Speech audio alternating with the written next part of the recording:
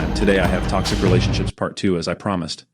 We'll talk about the different signs to look for, and I will be answering a few other important questions about this topic. In the next episode, we will discuss how to get out of one of these relationships, so stay tuned. How to know if you're in a toxic relationship? Key signs that you're in a toxic relationship include feeling drained instead of uplifted, frequent disrespect or verbal abuse, and a persistent imbalance of power where your needs and feelings are sidelined.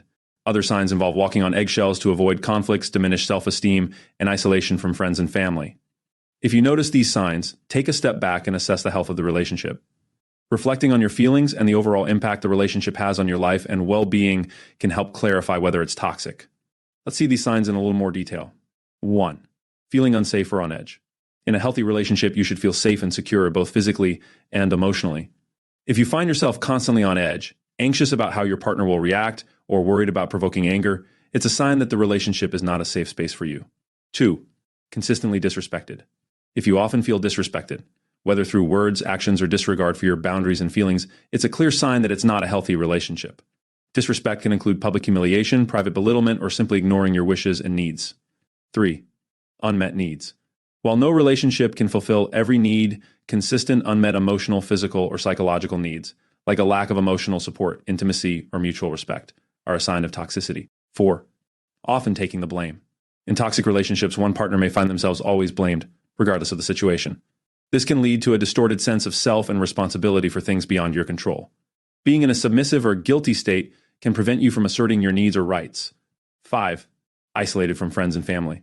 Isolation is a powerful tool in toxic relationships. It can start subtly, but eventually lead to being cut off from your support network, making you less likely to seek help or exit the relationship. 6. Diminished self-esteem. A significant sign of a toxic relationship can be a noticeable decline in self-esteem. If you find yourself feeling worthless, doubting your abilities, or believing you don't deserve better treatment, it's often because of the negative, critical, or dismissive behavior of your partner.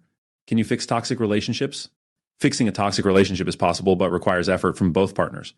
The process begins with open, honest communication about the issues at hand. Both people must be willing to acknowledge their roles in the toxicity, commit to making substantial changes, and often seek professional help to guide them through the process.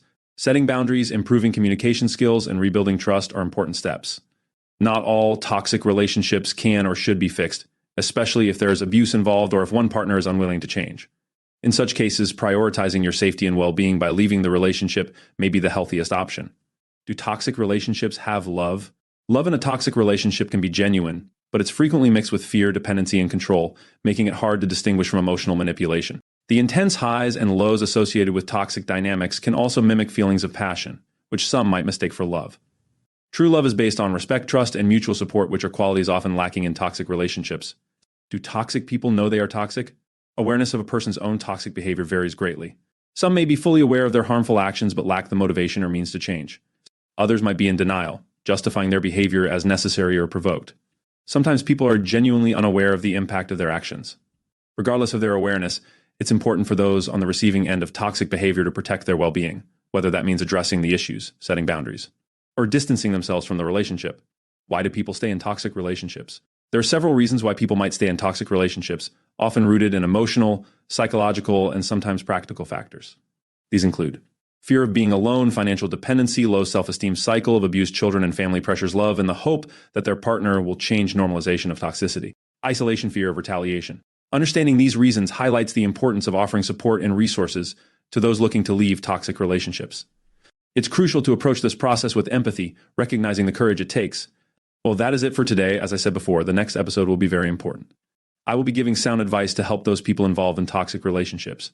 If you think you know someone in this situation, please share this content. A little common sense tells us that some friends will not take lightly if we tell them directly about their situation. So I believe these videos are a good way of trying to help our loved ones. See you in the next one.